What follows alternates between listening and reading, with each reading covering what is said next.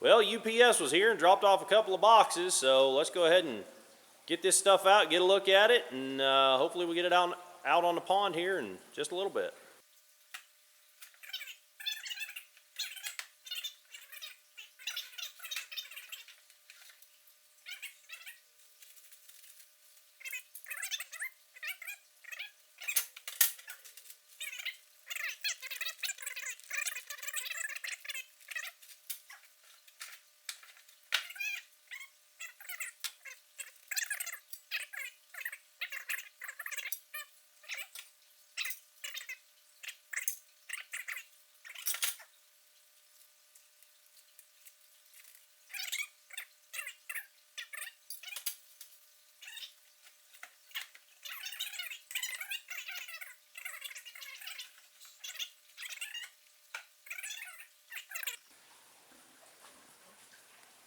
So you can see that foam padding all the way around the thing on all the corners.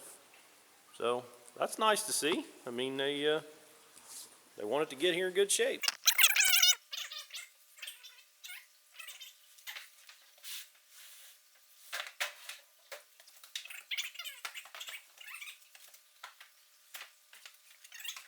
Should be a battery, solar charger in here, and of course then the programmer and stuff. And there's a little bit of a dimple there. Kind of looks like maybe the paint wasn't cured yet. This does look like paint. I noticed it's. Where did I see that? Somewhere it had some chips. Where did I see that? I thought I'd just seen some chips somewhere when I was pulling it out.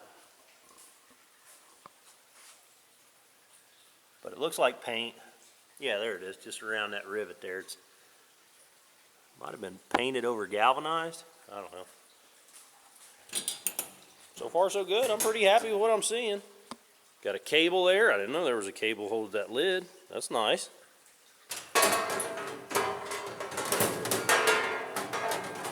Okay, so there's the, what is that?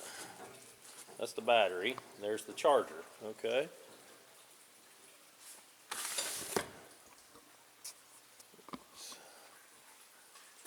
Get both out here. Okay, so it's got a viewing window on each side, or on two opposing sides. That's really nice. I didn't know it had two windows. I knew it had a window, but I didn't know it had two of them. And you can see it's riveted together, but that's fine.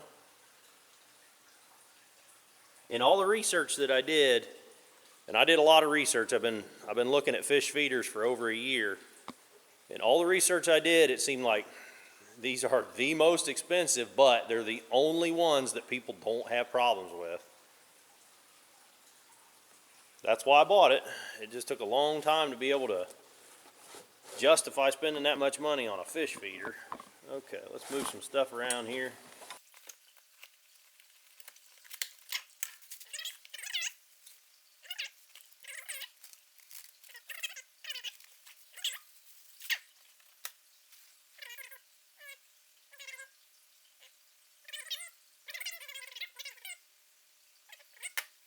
Little battery. So I'm going to go ahead and put this on the charger, just my regular standard auto charger. Okay, so the legs go together sort of simple enough. I'm going to make two of them as long as possible and two of them as short as possible. I'll put the long ones on the front of the feeder, the short ones on the back, and I'm going to have to adjust it when I get over on the pond because the bank is so steep going down to the water. I don't know exactly what angle I need to make. But, well, heck, I guess it'd be good if you guys could see what I'm doing here. The directions say 3 bolts per leg, so they're staggered. So one on one side, and then 2 on the other side. And we're using those. We're using these fancy nuts with these star washers built onto them.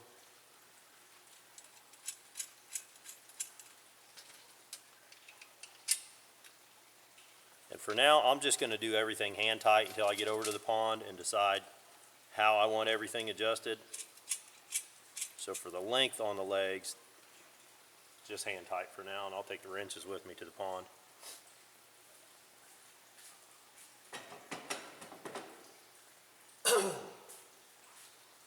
So then step 2 is attaching the legs to the or to the feeder hopper, the main unit. Says note, nut certs are pre-installed in the feeder corners for your convenience. So we're just going to use the bolts and the lock washers to attach the legs to the unit. So I'll get you guys spun around here.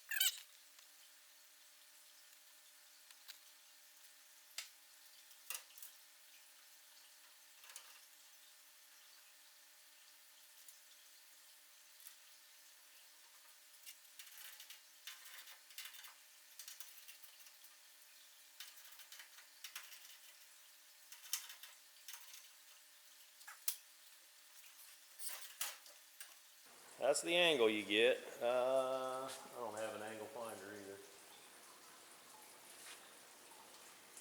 either. I don't think that's going to be, I don't know. I don't know. We'll see when we get over to the pond. But the front leg is as long as they can go. The back leg is as short as they can go. Let's get that solar charger kit out, and we'll keep referencing these instructions here because they talk about plugging everything together. Now the solar charger seems like everybody gets it, but it is an optional thing, so it doesn't necessarily come with the feeder. And I've seen online where guys talk about not doing the solar chargers and just, recharging their battery every 3 to 4 months. I think one guy said he was getting 6 months out of it. So you might get away without this extra kit. So I'm going to go ahead and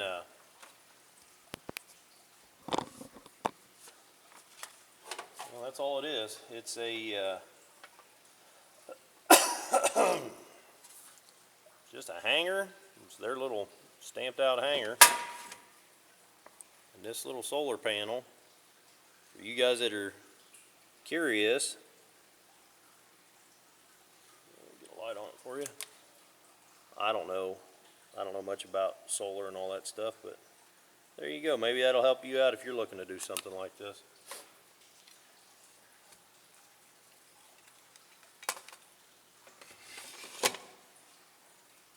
Okay, I'm going to go ahead and read the directions and I'll get back with you guys. Okay, so I'm reading the instructions that came with the solar, and it says to put the solar panel on the south side of the machine. So this, once I get it out on the pond, this will be the south side. So this is, I don't know, fortunately or unfortunately, this access panel mounts on the south side. So we're going to go ahead and assemble it here on the bench just because this panel comes right off. It says to do it on the unit, but it says to remove the screws, then shove the wire through the grommet, mount the thing, put screws back in. Pretty straightforward. About 3 foot of wire there.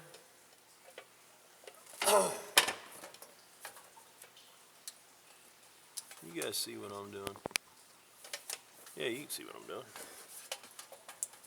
Okay, so shove it through the grommet.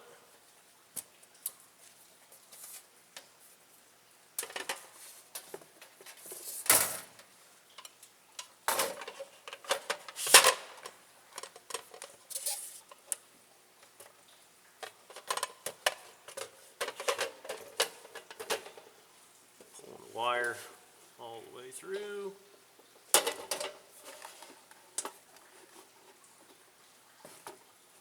Line the holes back up.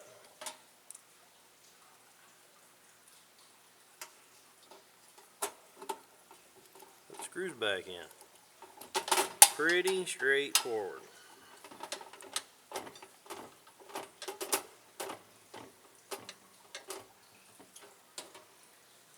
Doesn't seem like that screw's holding super well, but I guess it really has to.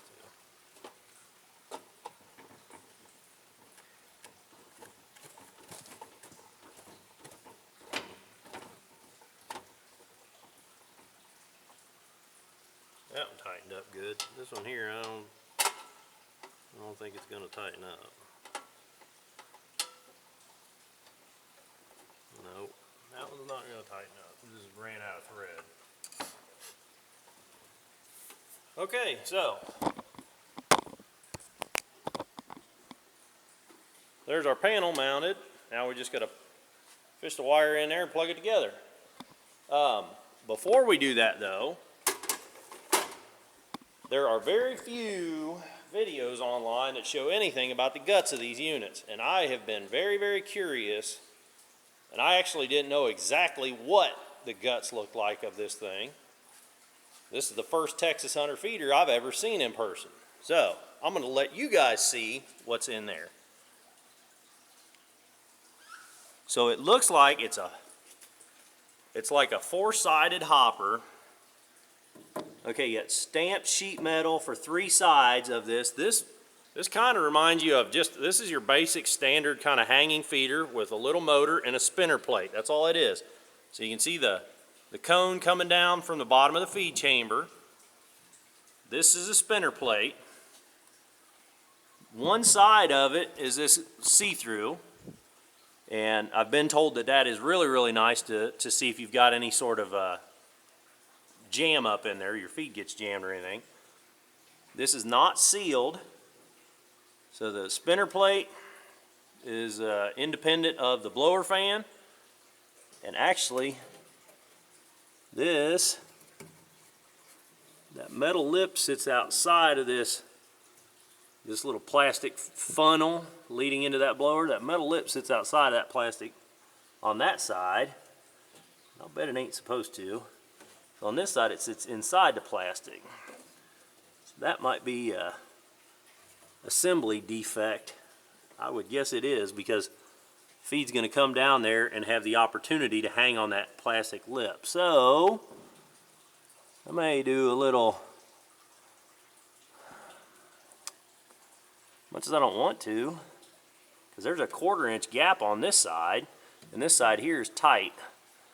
So I'm thinking there was a, I think that's an assembly issue, that it didn't get slid inside on one side. Man, I hate to take shit apart that's brand new, but I want it to work right. Gosh darn it. That's a little frustrating. So I'm going to take these screws out of this plate and shift it over and capture the bottom of this funnel back in there. So I guess I can let you guys come along if you can see what I'm doing. I don't know if you'll be able to see what I'm doing.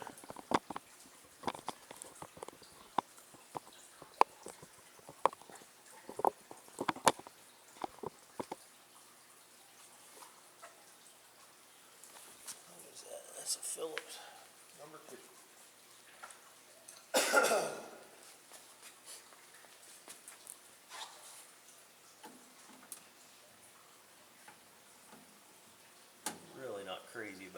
this. I hate. That doesn't look like a sheet metal screw anyhow. It looks like a machine screw. That might be threaded into something on the inside.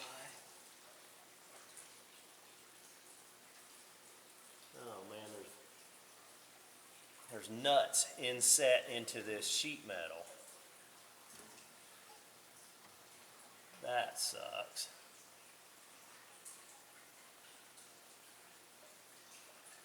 They must put this plate on this sheet metal and then rivet it on. I'm never going to get, damn it, I'll never get back in there to get to them damn nuts. If I unthread that all the way, that nut is liable to fall off in there. Let me show you what I'm talking about here.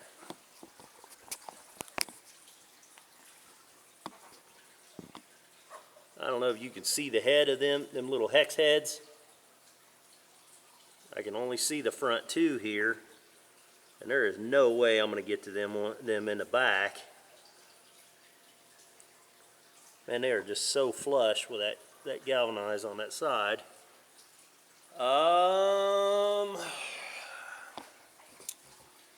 Well, shoot.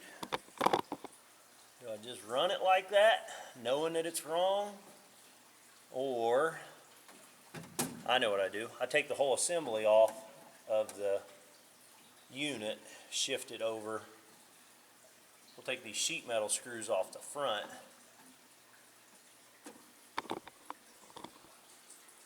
I'll take these sheet metal screws loose here, and that hopefully will then allow me to shift this whole assembly. Hopefully. I hate sheet metal screws.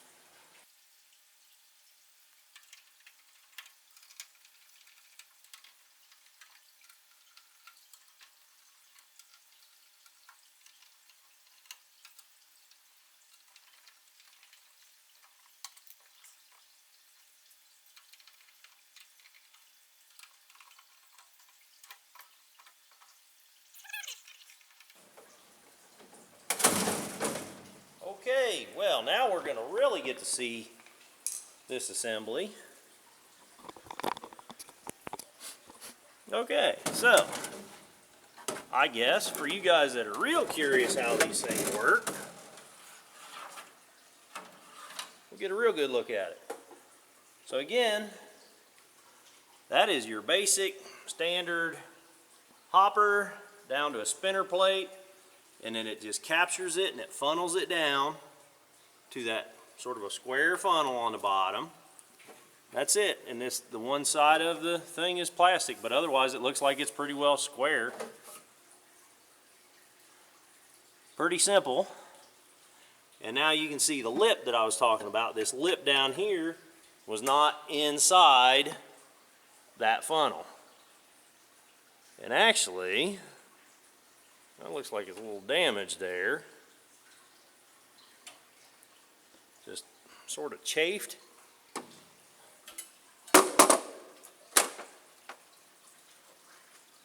Yeah, that is big time.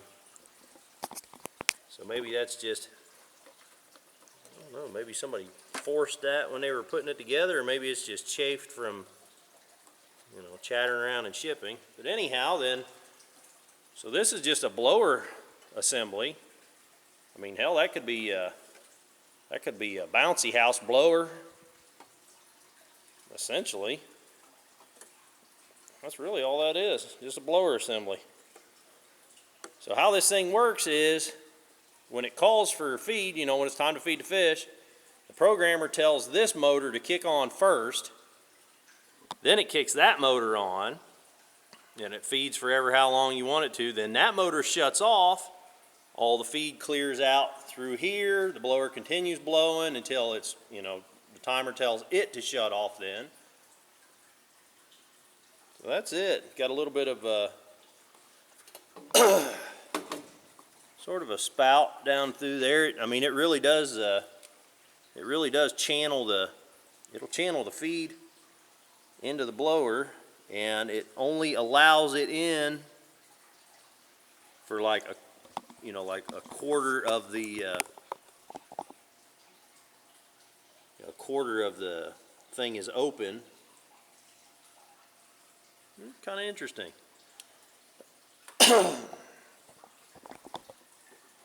We've got vented to allow air in.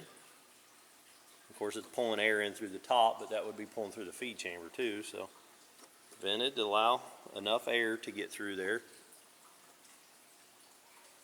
Interesting. Yeah, there's. Here, get a good look up in there.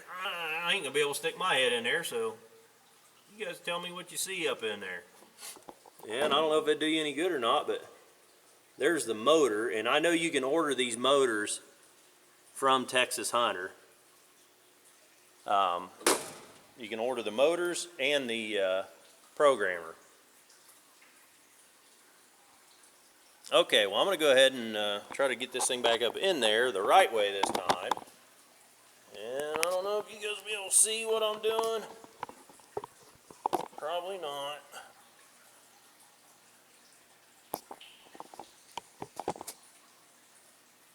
Okay, got all the little sheet metal screws here, most of them. Okay.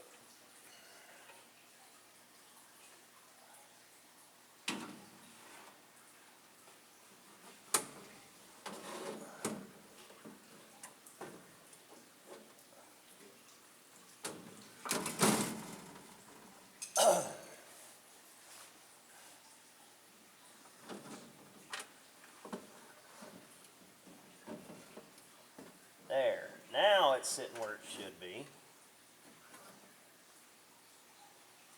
Now will any of the screw holes line up?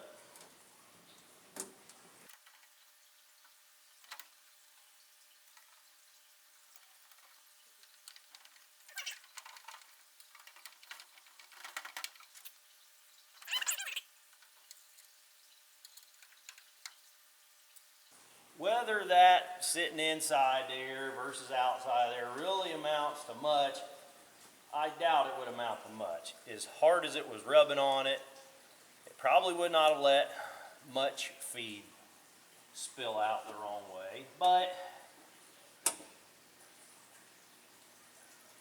if we're going to do it, let's do it right. So we're going to take a little extra time now putting it together. That'll make the experience of using the thing that much better. We're going to take the time to do it right. I am a little disappointed. I mean, I could see it. It was an easy slip up that somebody made. But I'm a little disappointed that that made it out the door like that. You can buy this through Texas Hunter. Call around. They're all coming from the same factory, but they're not all the same price. Like I priced a couple of different fish hatcheries, Bass Pro Shops, and straight through Texas Hunter, and they all had different pricing. So shop around for the same exact model at different places, and I think there was like a $200 difference overall from the most expensive one dealer that I found to the cheapest one that I found. And I'll be honest with you, I bought this through Fender's Fish Hatchery. They're in Ohio. And I just called them up, asked them if they'd order it for me, drop ship it.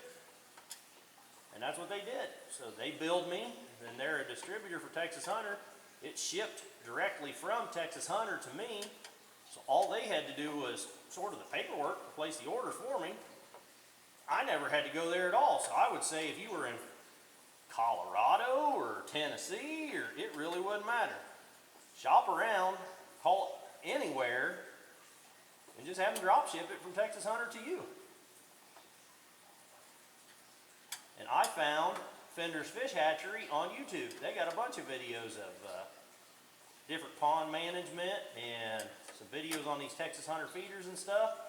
That's why I called them. So thank you, Steve, for those videos. I appreciate what you're putting out there because it's really helpful.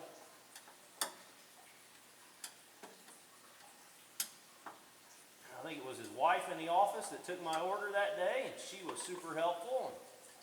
Answered a bunch of questions for me and everything.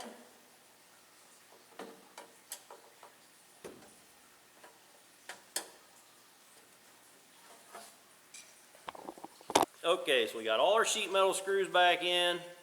Everything's good and tight. Doesn't look any different than it did before. Back here we can see that now that gap, this gap has closed up by about half. So it was about 1/4 inch before, now there's probably only an 1/8 inch gap there. And actually this, where it was sitting outside, is now inside and in fact has a gap of about 1/8 of an inch. So I feel really good about it now. I think we're in good shape here. So we'll go ahead and put that panel on with the solar, and then we'll get the wiring all hooked up here. Okay, so this panel's got little, like, weird little attachment doodads. I don't know that I've ever seen something just exactly like that before. Well, we're just gonna lay that wire in there for now.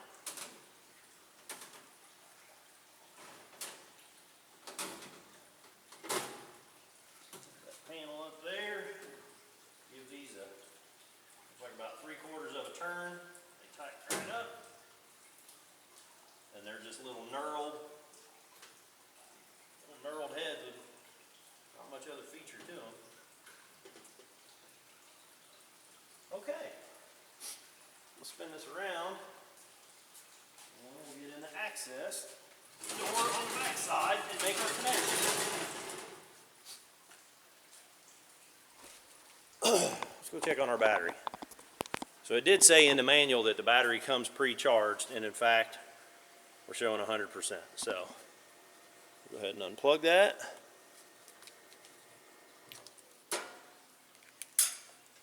Disconnect it.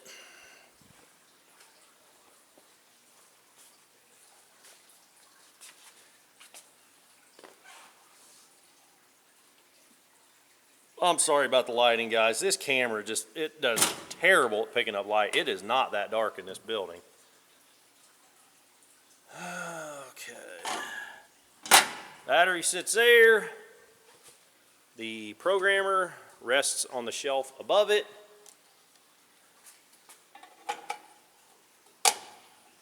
Just like that. And then we'll get our little quick little guide here on, here's which wires go where. So I'm going to go ahead and, well, set you guys up here.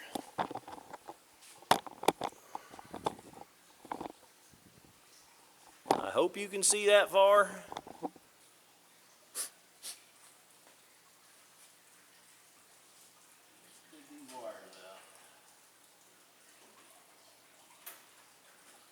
Should be pretty self-explanatory because they are, I think they're all unique connections.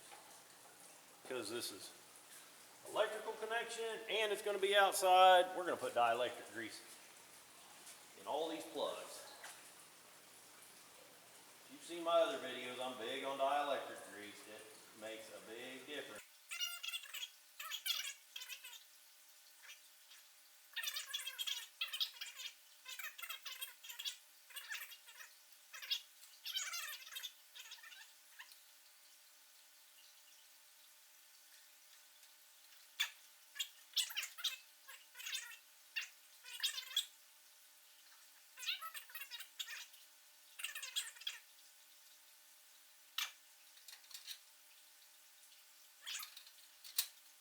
Okay. Thing come alive. So it's Texas Hunter 4.3. Okay guys, so I was just reading right through the instructions, and as I was reading down the line, I was doing what it says. Really, really good instructions here. Walk you right through this. So I got my timers set now for 2 feedings, and I'm going to do 9 a.m. and 5 p.m. and it kind of walks you through some of the things that, and I won't get too far into this. There's a lot of other videos, well, a few other videos that show you this. But if you hit the menu button twice, it'll, kind of a big one for me would be making sure the battery's good. So hit the menu button twice and it shows you the voltage on the battery. So that's good. I set my time. You can see it's 8:23 at night. I'm going to do one feed at 9 a.m. for 1 second. I'm going to do another feed at 5 p.m. for 1 second. And then number 3, 4, 5, 6, 7, 8, and 9 are all turned off. So you can feed up to 9 times per day. Let's do a test run here, and you can just kind of get a feel for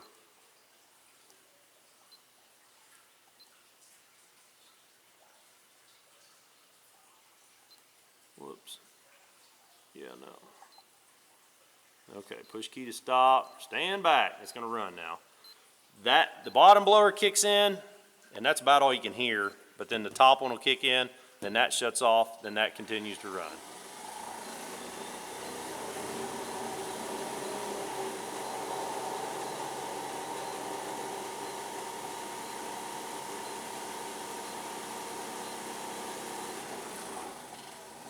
So if that was a 1 second feeding, that thing was counting down from 10. So for a 1 second feeding, that blower's running for 10 seconds total. So it's kind of interesting. Okay, well, it's getting kind of dark out there, but maybe I take it out there and I'll see if I can get the legs leveled up. Pretty self-explanatory getting it set out there. And then we'll take a look at it tomorrow in the daylight. I'll show you guys what it looks like sitting on the pond. Well, here we are the next day, and you can tell it's been raining. The feeder's got water sitting on the lid. We've been getting rain pretty well all day. It's about 5 p.m. I put this thing out last night in the dark after I assembled it, and the water level is up to sort of its maximum. So you can tell I've got the feet just out of the water because I want it to get, you know, out there as much as possible, and I don't want to be spilling feed here on the side where, you know, raccoons and stuff might get it. I don't know if you guys can see it or not, but I can see a few bluegill swimming around under there. It's the time of day where I normally feed them anyhow, so I did not put food in this thing last night, partly because I want to be here to see it work, and again, it was dark last night and I want you guys to see it too, but also I knew it was going to rain, so I was kind of curious as to how well it would keep the water out of the, you know, out of the inside of the thing. So I think, again, water standing on there. I don't see anything out of the ordinary. Let's go ahead and make sure that it's dry inside.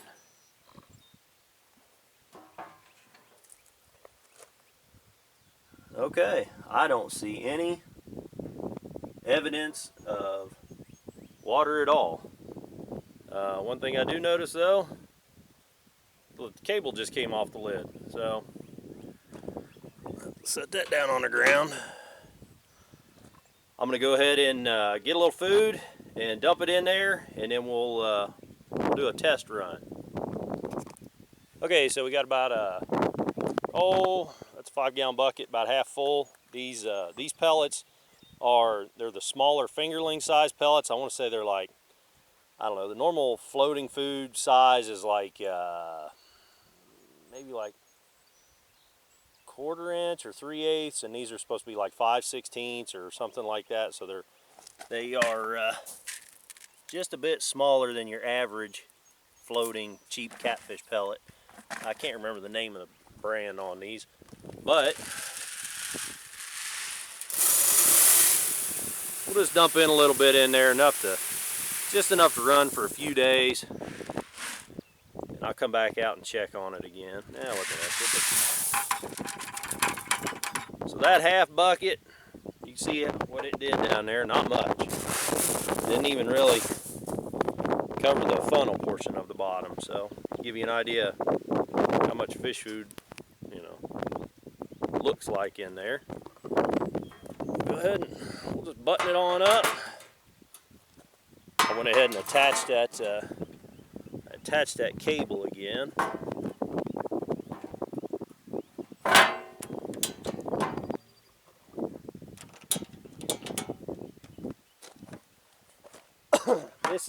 This pond is almost a half acre, depending on the day that I map it and everything. I'm using those online mapping tools. It's about a half an acre, and we drained it and then netted everything out of it last spring. Then I put in a bunch of bluegill last year, all age classes of bluegill.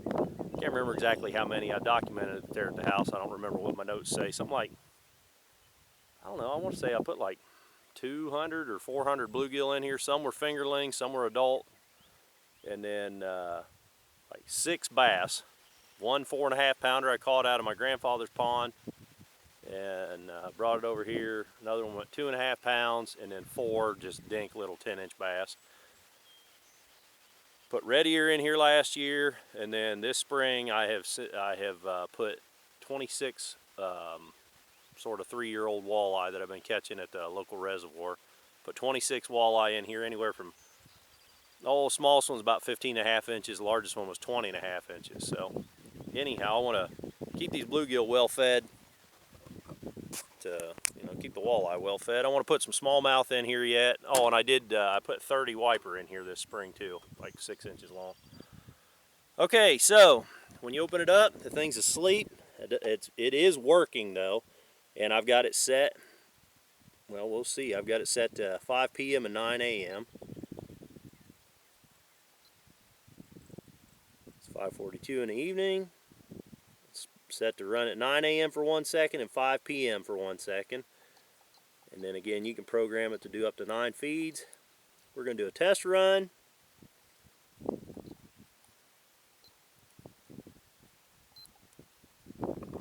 Okay, stand back, 10 seconds.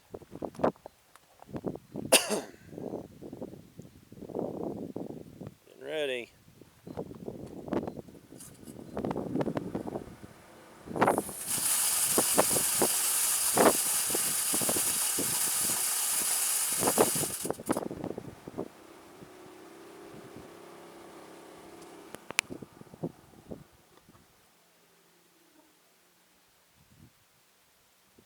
I'm pretty happy with that. Let's see, we're looking for, I didn't see any food hitting the ground here at all. There's just 1 or 2 pellets right here just on the edge of the water, but heck, the minnows could clean that up. And yeah, you get out there a couple of feet. It actually threw it further than I can throw it by hand. Because I've been feeding these fish by hand for, a year. Well, the bluegills enjoy it already. I'm hoping you guys can see them. There's quite a bit of glare on the water, but there's probably, there's 50 or 60 bluegill swimming around there. So this thing will run for 1 second, just like it did. I think that's a pretty good amount of food. That's about what I've been feeding them. Might be a touch more than I've been feeding them. So I think I'm going to leave it set for 1 second. Feeding them 2 times a day will be more than I'm doing right now. So I'll stick around here, see how they clean this up. If it looks like they need a bump up or, whatever, I'll check on them in a few days, make sure they're eating everything. And well, I'll tell you what, let's see if we can see that it made a dent at all in the amount of feed in there. Yeah, not really. Maybe that one sunken spot. That's not much feed. 1 second is not much feed. So, okay guys, well I guess that's all I got on this one. If you like this video, click that thumbs up button. If you want to see more videos of me doing all kinds of stuff around home or around the pond, click the subscribe button. Until the next video, keep on tinkering.